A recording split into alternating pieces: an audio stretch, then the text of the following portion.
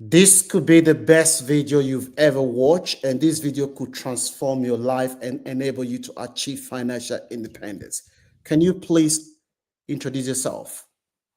Hi, I'm Matthew Jackson. I'm a director of Mint FS, which is a specialist finance company based in the UK. Thank you so much, Matt, for joining us today. So, for somebody who is looking to get their first property, what are the key things that they need to know, which they won't get on Google? So I think if you jumped on Google as a first-time buyer, they'll probably tell you that you need to save hard and build up deposits, and look at properties which are within your capability, and don't waste money on rent and all this kind of thing. But actually, the reality is almost the opposite to that. So there are options as a first-time buyer if you're buying a residential property where you don't need a deposit at all, and actually the lenders will look at the rent that you've been paying as a way of proving affordability for a mortgage. So as of this morning, we have 3 mainstream residential lenders that will do 100% mortgage lending, and 1 major high street bank that will do it based on what you pay in rent in the UK. And on top of that, we have a few specialist lenders that will do it on a shared ownership basis as well. So it's not as hard as Google might make it seem for getting your foot onto the property ladder. It's a lot easier than what you might think it is. So, just to be clear, we're saying that there are lenders in the UK as we speak that will give somebody 100% mortgage without them needing to put any money down. Correct, yeah. 3 of them for residential purposes, yeah. And part of the eligibility will be they will look at your affordability. They'll look at the rent that you've been paying before. If you can pay rent, then you should be able to pay for mortgage. That's the way they look at it. Is that correct? Yeah, so that's part of their affordability assessment. So it gets them comfortable with you not putting in a deposit. Is, have you been servicing your rent for a period of time? Normally that's 12 months that they look at. Some of the lenders it's a little bit different, but normally 12 months. If you've been in rented and you're paying your rent, that's a good start for getting a mortgage application approved. So today we've got an August guest. MJ has been in the mortgage industry for more than 28 years. The last property I got in March this year, he was the one that helped me to get this mortgage. This is a unique opportunity for you to achieve your dream if you're looking to get your first property. And if you're looking to scale up your property, this is a great opportunity. MJ's contact is in the description section. Don't forget to give this video a like, share to anyone, and leave your comment in the comment section. So, MJ, can we talk about bridging loan? Because a lot of people are not aware about how bridging loan works. Yeah, so scary subject. I think if you put it into Google, I think there's lots of horror stories of people getting bad advice around bridging loans, or even private equity firms that are charging ridiculous percentages and what have you. But they are an absolutely fantastic product in the right circumstances. So they can help you increase the capital that you have. If you're looking to scale up and build a portfolio, they can help you get a residential property that you wouldn't normally be able to afford. So they allow you to do things that mortgages don't. So for example, if the property is not mortgageable, you wouldn't be able to go to a high street bank or a building society and they wouldn't lend you any money. But a bridging company would, because all they will look at is the asset, so the thing that they're securing their mortgage or they're lending against, and how you are going to come out of the finance. So that's the exit. So that's all they care about. It's the property that you're securing it against, and then how you're going to come out of it. So if you're buying a property for 150,000 and you're going to spend some money on it, it's going to be worth 500,000 at the end of it, and you're going to sell it, and they think it's sellable, that's fine. That ticks the box. And so long as you can go through the normal checks, a bridging loan will work. They are nowhere near as expensive as some of the horror stories on Google. And they can also help you with the renovation costs or the development costs of any project that you're looking to do as well. So for me, they are a great tool to have in your arsenal as a property developer or an investor to actually scale you up quickly. And you were sharing the experience of a guy that started in 2019 that's got more than 10 properties now. What would you say were the key strategies that worked for this gentleman? So he was one of our first customers when we opened Mint FS in, or when was he? So we were referred him by, I think, the second or third customer that we ever did a mortgage for, and he was looking to remortgage his residential home. Once we started talking to him, the reason he was looking to remortgage it was to raise money because he wanted to buy property and invest in property and build his portfolio. So the first thing we ever did with him in 2019 was we remortgaged his current residential property, and we took £100,000 out of that property to give him as working capital. And that £100,000 over the last 6 years, we've turned into now 10 properties which he owns in his limited company SPV, all of which are specialist properties. So they are HMOs predominantly, which he has bought and converted and then refinanced to come out of. The last property he's bought is a commercial property. It's a pub with a 15-bed HMO over the top of it. So that property in isolation, it generates. Are you sitting down? Generates. Yes, I am sitting down. £138,000 a year. That's what the rental is on it. One property generating. One property, £138,000 a year in rent. And is this HMO? HMO. It's a pub with a 15-bed HMO above it. Right. Wow. Okay. And you also mentioned someone that bought a church and they were able to use bridging loan. Can you just explain that for our audience, please? Yes, that's a nice quirky one, which certainly we're presented with them quite often, where they're Baptist churches or Methodist churches, so they don't have any restrictions in terms of change of use, and more importantly, they don't have any graveyards or anything knocking around them as well. So they are generally what's classed as D1 usage, which means they don't have residential usage. So you couldn't go and get a normal mortgage on them, but you could purchase them with a bridging loan. And look to convert them to residential. And not only that, the lender will also look at the conversion costs, and they would fund that as well. So up to 100% of the conversion costs. So the most recent one we've done was purchased for £150,000, and the conversion costs, which have been financed as 110,000. So the total is 260. Once it's completed, it's going to be a 4-bedroom detached house with 3 reception rooms and a workshop office in it, off-road parking, etc. And it's in a place called Porton, which is in Wiltshire, just outside of Salisbury.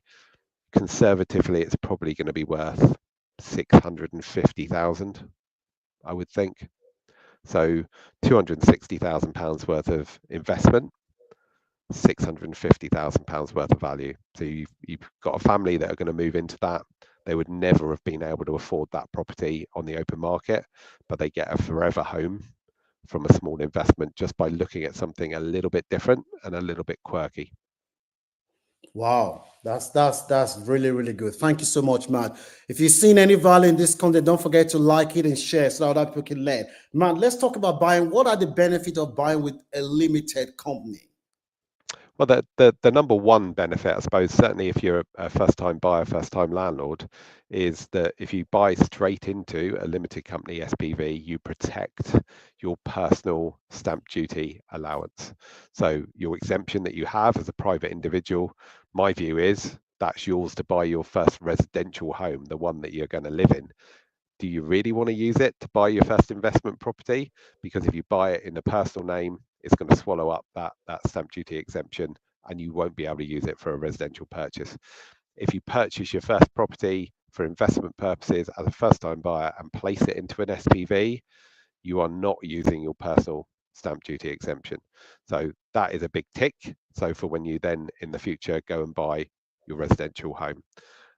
The other advantage is if you're buying it into a personal name or multiple properties into a personal name, you have to declare that income from land and property for tax purposes. If you're putting it into an SPV, you can put all of your costs and expenses through that limited company, reduce down your tax liability, and only pay tax on the profit you make in the limited company. So hypothetically speaking, you could put pretty much anything through that limited company. You could put mobile phone contract, you could put a car lease, you could put anything you wanted to reduce that down, which makes it a lot more sensible to set it up early. If your long-term plan is to have more than 3 investment properties, I would urge people have a look at SPVs, get advice on it from a qualified broker, an accountant, because you might as well do it from day one, as opposed to get 3 properties in your personal name and then realize you should have done it and have to move them all in and potentially pay stamp duty on them again when you move them into the limited company. Thank you so much, Matt. As you heard before, if you are living if you're renting in the UK, you've just heard from MJ this afternoon that there are 3 or 4 lenders as we speak right now that can give you a mortgage without you putting a penny down.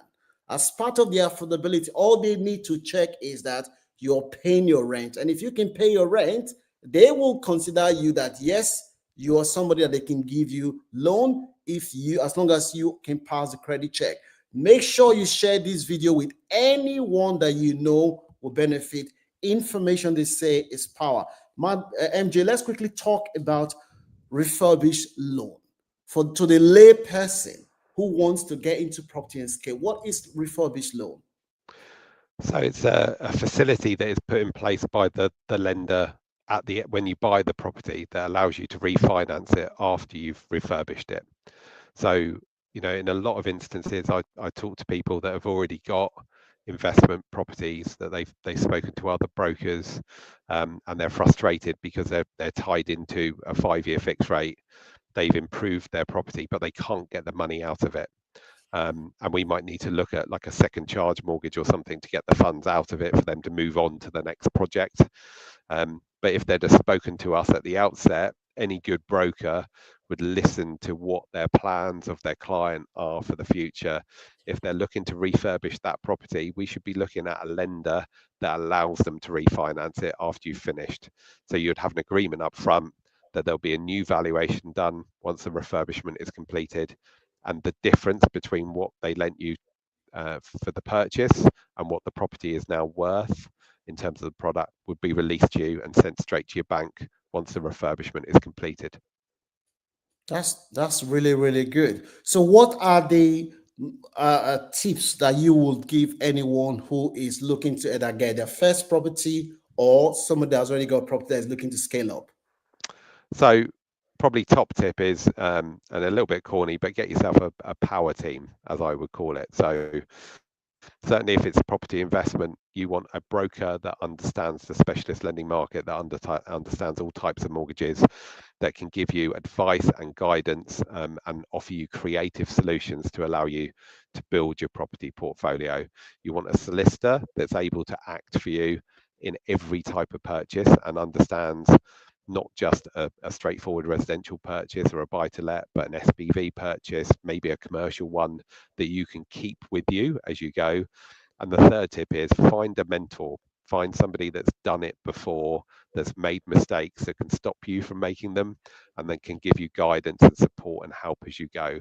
That's probably invaluable, is finding somebody that can be your sounding board for properties and you can talk to your plans about and talk them through. So that's probably the top tip. Get yourself a power team that can help you as you scale up your investment portfolio. And the second one is, certainly if it's an investment, don't buy it with your heart. Don't walk into a property and fall in love with it and buy it regardless of what the figures are telling you. Buy it with your head.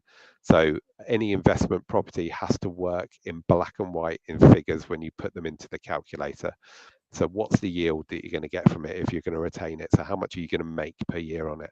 What's the capital growth you're expecting? What area are you buying it in? Is it going to work in cold, hard pounds and pence? That's the decision that you need to make. Thank you, Matt. I certainly have made my own share of mistake by buying property with my heart, not my head. So I'm glad you mentioned that. This afternoon, you heard stories of how somebody took £100,000 from their home, and this person today is now on more than 9 going to 10 properties, and one of the properties is generating more than 130,000 pounds a year to the person. If you're watching this video now, you're doing 9 to 5 and you believe you can achieve financial independence by doing 9 to 5, please, you might need to see a doctor, because that's not going to achieve, you're not going to achieve financial independence by working 9 to 5. If you've seen any value in this content, don't forget to hit the like button, share. If you're renting, you've just heard that you can get 100% mortgage without you needing to put any money down. If you want to reach Matt, I've got Matt's details in the description section of this video. Contact number is 07788130744. His email and the office number is in the description section of this video. If you need anything, just reach out to me. You know me, I do not bring anyone who is not credible to this platform. I've dealt with Matt and I have recommended a few people to them, and none of them have come back and say anything negative about him. Be rest assured that you're dealing with a credible person. Thank you so much, Matt, for coming to speak to us today at the Launch Club.